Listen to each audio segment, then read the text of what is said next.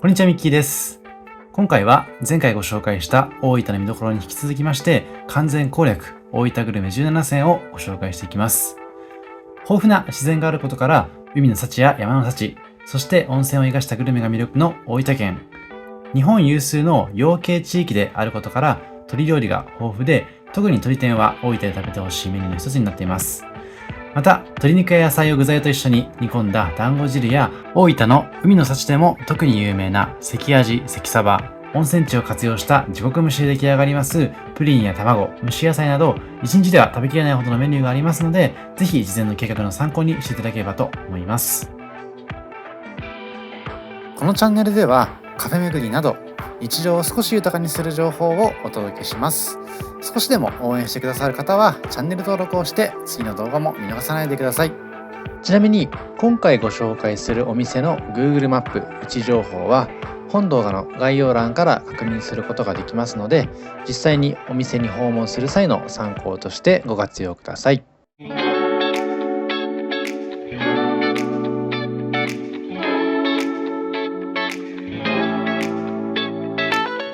まずはじめは大分駅周辺のご紹介でございます。前回の見どころの方でもご紹介したんですけども、今回は東京から6時頃の飛行機に乗ってきましたので、ちょっと朝早く着いてしまいました。なのでモーニングは大分駅に着いてからいただいたんですけども、その時に活用させていただきましたのが、この大分駅周辺のシアトルズベストコーヒーさんでございます。モーニングドッグセットはワンコインでいただけますのでとてもお得でございますし、この右上に別府駅とも書いてるんですけども、実は別府駅で帰りのバスを待っている間もこちらのシアトルズベストコーヒーさんいただいていました。シアトルズベストコーヒーなんですけども、併設していますシナボンがとても有名でございまして、今映していますシナボンクラシック、結構ボリューミーなんですけども、とても美味しいスイーツになってますので、ぜひこのタイミングでいただいてほしいです。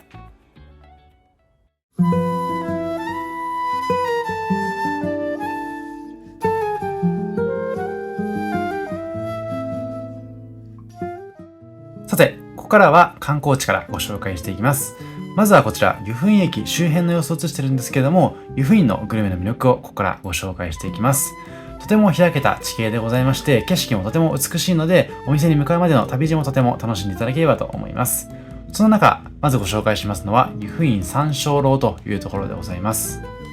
こののどかな景色の中に佇んでいます湯布院山椒楼さんは、湯布院料理研究会代表の新江健一氏が営みます湯布院野菜をブランドに仕立て上げたお店でございます。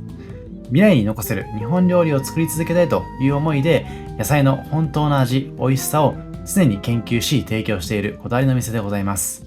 さらにこちら、日本料理だけではなくて、器も完全オーダーのこだわりのものになっていまして、食材以外にも目でも楽しめるところが魅力的になっています。こんな感じでちょっとお値段はするんですけど、ぜひともいただいてほしいですし、別々のメニューを例えばお友達とかとシェアしていただきますと、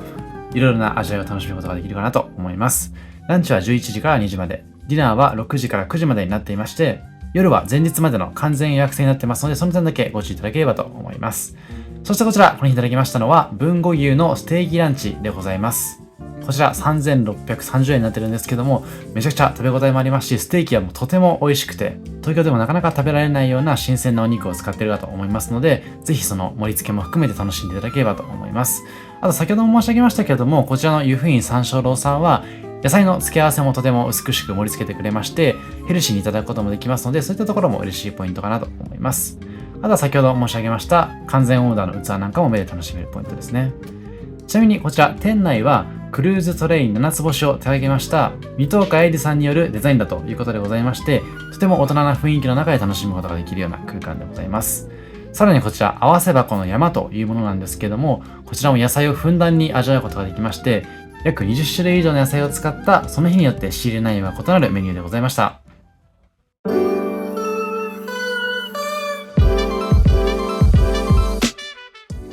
続いては同じく湯布院から湯の坪街道沿いをご紹介していきます。こちらはたくさんのお土産屋さんもありますし、今回ご紹介するようにグルメスポットでもございますので、ぜひ旅の中で気になるお店ピックアップしていただいて、食べたいものは食べたいだけ食べてほしいなと思います。お店の中で楽しむというよりは食べ歩きをするような場所になっていますので、天気がいい日は湯布院に訪れる計画にしていただくと確実かなと思います。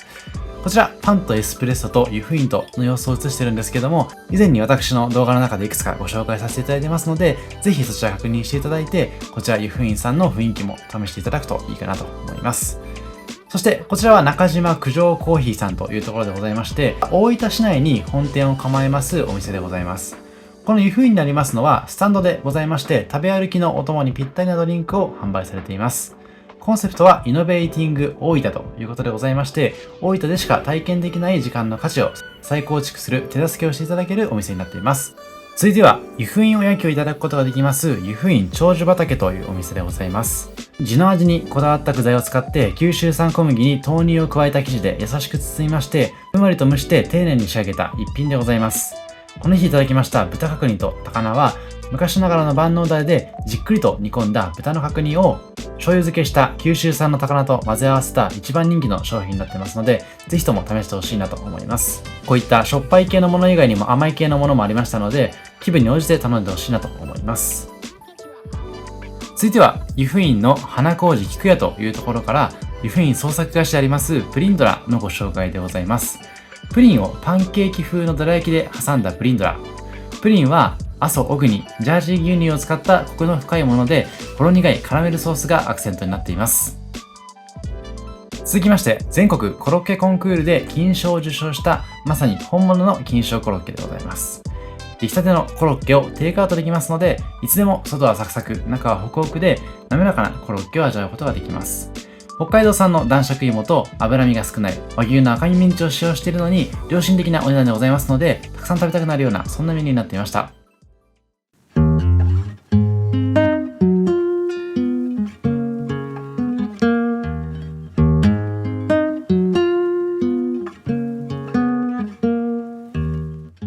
続いては大分駅周辺から上風船という居酒屋をご紹介していきます。前回の動画でご紹介させていただきました通り、初日は大分駅周辺のドーミーインというところに宿泊しました。そちらのホテルでおすすめのお店いくつかご紹介いただいたんですけども、どこもですね、すでに満席になっていまして、結構大分駅周辺の居酒屋さんに関しては、たとえ平日だったとしても結構満席なことが多いような印象でございましたので、ぜひ皆さんも行きたいお店ありましたら、事前に予約していただくのが確実かなと思います。私のチャンネルではできる限り予約できるサイトに関してはそちらのリンクも載せてますので、ぜひそちら確認していただいて予約してみてください。そんな中選びましたのはこちら上風船というお店。今映しています通りとてもたくさんのメニューがありまして、大分のご当地グルメを一通りいただけるようなお店になっていますので、ぜひ気になるものがありましたら頭から頼んでほしいなと思います。あとはこの日こちらで注文しました通り、クラフトビールなんかも提供されていますので、ビール好きな方はそちらも嬉しいポイントですね。でこちらはこの日いただきました大分地ビールでありますスタウトというものと、あとはソーリンというものでございます。こちらのソーリンというビールに関しましては、大分駅前にありました大友ソーリンさんをイメージしているのかなと思います。こちらは琉球というご当地グルメでございまして、地元で採れた新鮮な魚を醤油、酒、みりん、ごま、生姜で作るタレとあえていただく大分県の代表的なものだということでございます。こちら関あじと関サバの刺身になっています。これらの関あじと関サバに関しましては、大分県と愛媛県の間の海域でございます豊後水道で捕獲されるアジとサバのうち、大分県の漁協に所属する漁師さんが一本釣りで取るものだということでございますので、ここだからこそ食べれるようなそんなメニューになっています。あとは合わせて卵焼きもいただいてみました。他にはこちら紅生姜店のすり身でございまして、あとは冒頭でもご紹介しました大分の名物でございます鶏天ですね。こちらもとても美味しくいただきました。お店自体が昭和58年の創業だということでございまして、とても歴史がありますし、あとは席の数もとても多かったので、大人数でも利用できるというところのポイントかなと思います。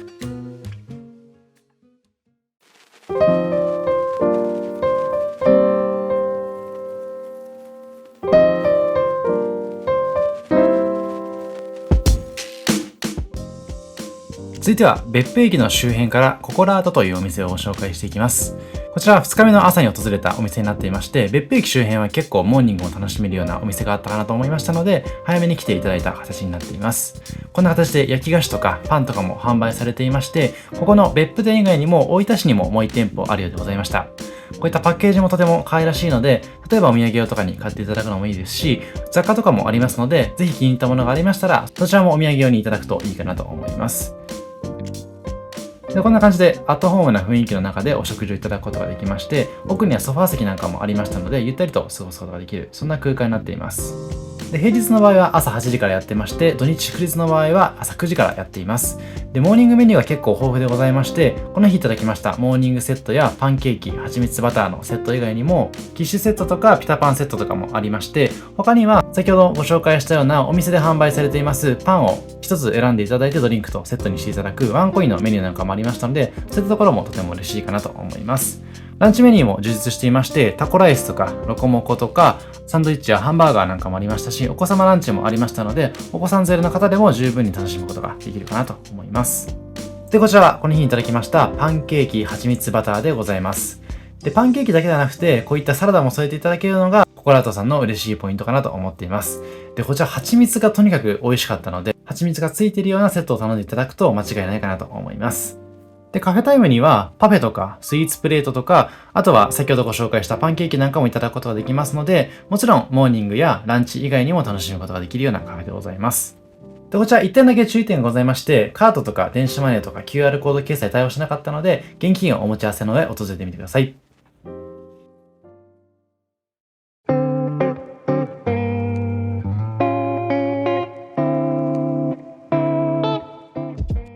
続いては前回の動画でもご紹介しました別府地獄巡りの中からグルメに絞ってご紹介していこうと思います。こちら海地獄の様子を映してるんですけども、こんな形で絶景が味わえますので、ぜひちらっと映しました7地獄を巡れるセットの券を購入いただいて、この海地獄だけではなくて他の地獄も楽しんでほしいなと思います。で、今ちらっと映していましたのが、こちらでいただくことができます温泉卵の様子でございまして、こちらの売店では温泉卵100円でいただくことができます。で、こちらの別府ではたくさんの地獄蒸しのグルメをいただくことができるんですけども、温泉卵は結構いろんなところで販売されていますので、試してほしいなと思います。こんな感じで、海地獄には足湯もありましたね。で、あとはこちら海地獄でおすすめしたいのが極楽まんじゅうでございます。こちらの極楽まんじゅうは名探偵コナンでも紹介されていたグルメになっていまして、一口サイズでふわふわの皮と甘さ控えめのこしあんが特徴的なメニューでございます。1パック15個入って600円でいただけますので、そういったところも嬉しいポイントですね。もし本当にお腹が空いている場合には2個ぐらい頼んでいただいて、地獄巡りをする際のエネルギーにしていただければと思います。続いてはこちら、かまど地獄ですね。こちら前回もご紹介しましたけれども、今まさにアニメが始まりました鬼滅の刃要素もたくさん詰まっていますので、もし読まれている方はそういった要素も確認しながら楽しんでいただくととてもいいかなと思います。で、1丁目から7丁目まで様々な地獄がかまど地獄の中でも楽しむことができますので、そういったところも楽しめるポイントです。その中いただきましたのはこちらの売店で温泉ピータンでございます。こちらも1個80円からいただけるとてもリーズナブルなものだったので、ぜひ注文してほしいです。で、こちらの売店のコーナーではおじさんが丁寧に剥き方とかも教えてくれて、そういったところも元々っぽくて楽しめるポイントになっていましたので、お話聞いてほしいなと思いますし、柚子胡椒入りのポン酢風味の醤油が用意されていまして、そちらを利用するとさらに美味しくなると教えていただきましたので、そちらかけていただいて卵をいただいてほしいなと思います。ちなみにこの日はラムネもセットでいただいてみました。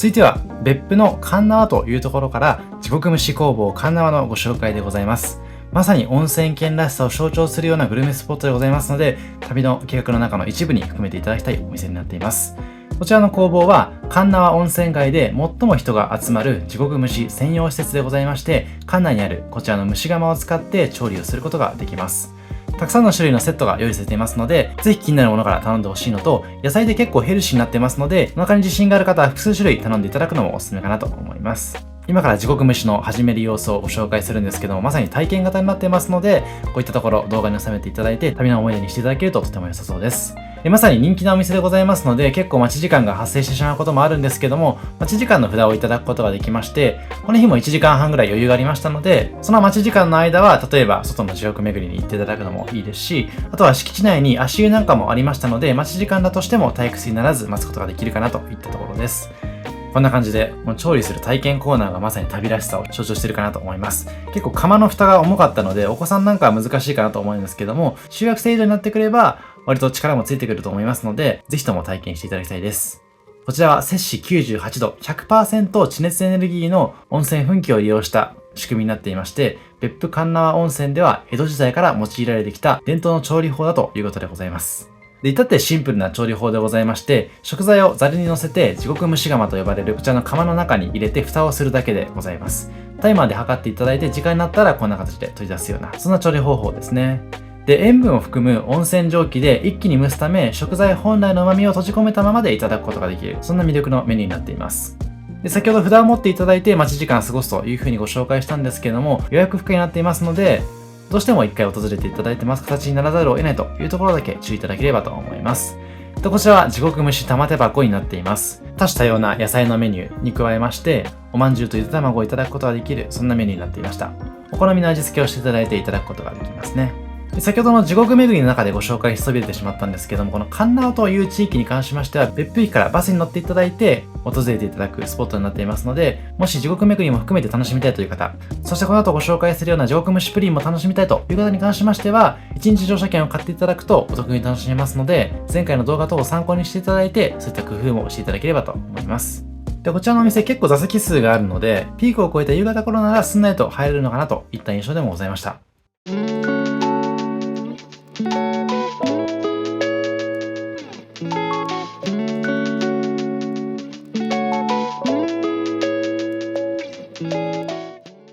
続いては、明晩という場所から岡本屋売店をご紹介していきます。こちら、湯の花の小屋を映してるんですけども、こちらの紹介は前回の動画でしていますので、気になる方はそちらを聞いてほしいです。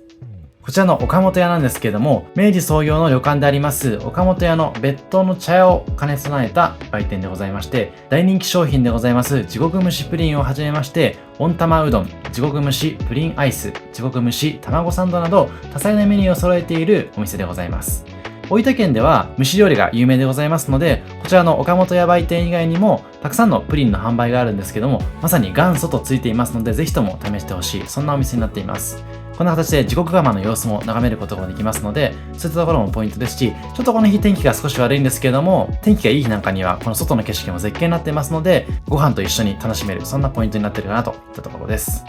この古民家風の感じもとても雰囲気がありますので、映え写真を撮っていただくのにもおすすめかなと思います。で、こちらで売られているプリンに関しましては、お取り寄せも可能だということでございますので、例えば私のように旅行で訪れた方も、旅行が終わってからお取り寄せグルメとして楽しんでいただくのもいいかなと思いますし、もし気に入られた場合はお土産にも買っていただけるような、そんな場所でございます。こちらが絶品の地獄蒸しプリンでございます。で、もちろんプリン自体もとても美味しいんですけども、なんといっても魅力はカラメルになっていますので、ぜひその味わいを実際に体験してみてください。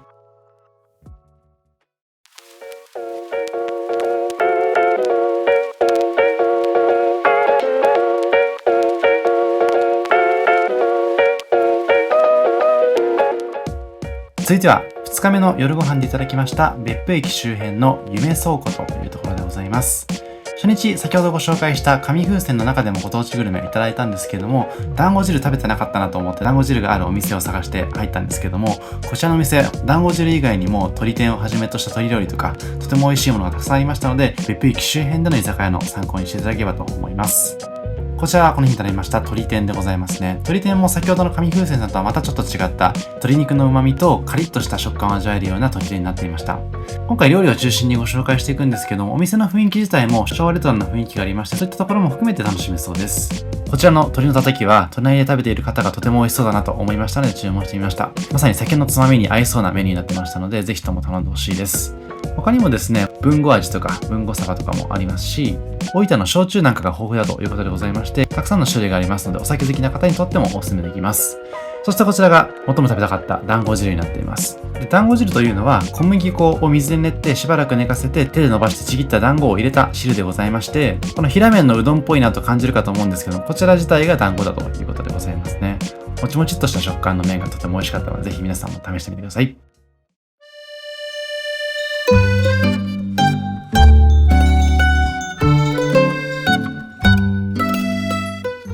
続いては先ほどの夢倉庫さんからも近くにあります別府の老舗ジェラート専門店ジェノバでございます。こちらは日本一の純正アイスクリームと謳っておりまして、地元九州や世界から仕入れたこだわりの素材を使った毎日手作りのジェラートを提供してくれるお店でございます。こんな形でお店の外ではお土産等にもいただけるような形でいただくこともできますので、例えば持って帰っていただいてホテルで一息ついてからいただくのもいいかなと思います。本当にたくさんの種類のメニューがございまして、見ているだけでもワクワクしそうなメニューになってますので、ぜひ確認していただいてお好みの種類を頼んでほしいなと思います。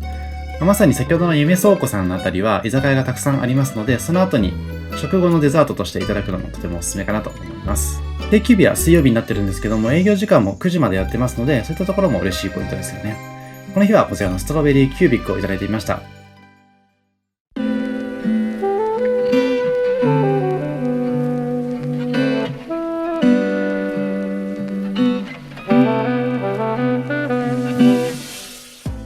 続いても別府からぜひおやつ時にいただいてほしい虎屋さんのご紹介でございます。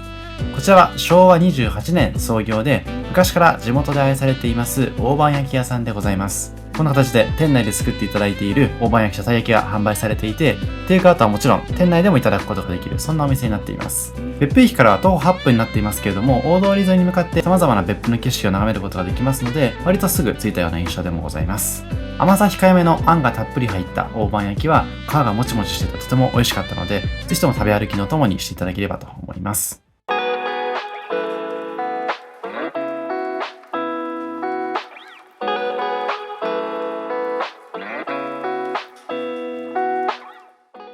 続いては別府駅の近くにあります別府駅市場というところからベーカリー福耳さんのご紹介でございます。こちらは土日提供になるんですけども、平日にもしタイミングがあればぜひいただいてほしいようなお店でございます。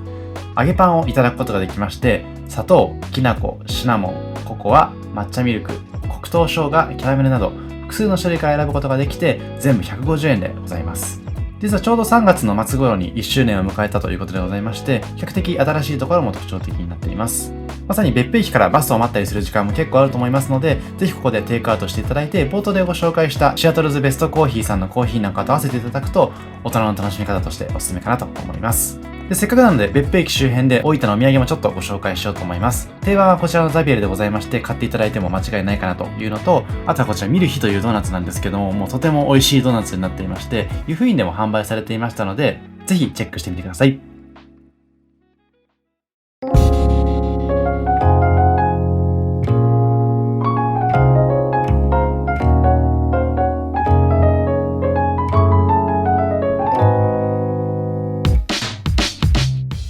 そして最後は大分空港にありました七瀬というところでございます。前回の動画でも大分空港周辺あまりお店がないというふうに申し上げたんですけども、こちら七瀬というところでは大分グルメをいただくことができますので、もし空港に早く着いて少し時間が余ったなという方に関しましては、ぜひとも検討いただきたいようなメニューになっています。今映していますのは文豪名物膳でございまして、今回の動画でご紹介させていただいた団子汁や鶏天などをはじめとしたご当地グルメ全部楽しむことができますので、とてもおすすめなメニューでございます。最後にちょっとだけご紹介いたしますのは、前回の見どころでもご紹介しましたあまねく別府ゆらりというところでございます。こちらのホテルとてもおすすめでございまして、2021年12月にオープンしたばかりということもあって、とても綺麗なのももちろんなんですけれども、アーティスティックなホテルな空間はどこを切り取っても写真映えするような、そんな魅力が詰まっているホテルになっています。こちらの館内では浴衣で楽しむこともできて、大分別府という温泉県だからこその楽しみ方ができるところもポイントになっています。あと屋上にはプールがございまして、天気がいい日には開放的な空間と合わせて楽しむことができますので、水着さんにはなるんですけども、ぜひ確認していただければというところです。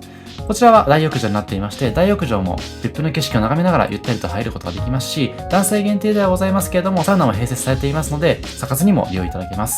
こちらが朝食の様子になっていまして、小鉢を複数種類の中から選ぶことができるところが特におすすめなポイントですし、朝食メニューは和食と洋食から選ぶことができまして、こちらは和食の様子になっていますので、ぜひ前回の動画も確認していただいて、その魅力に触れていただければと思います。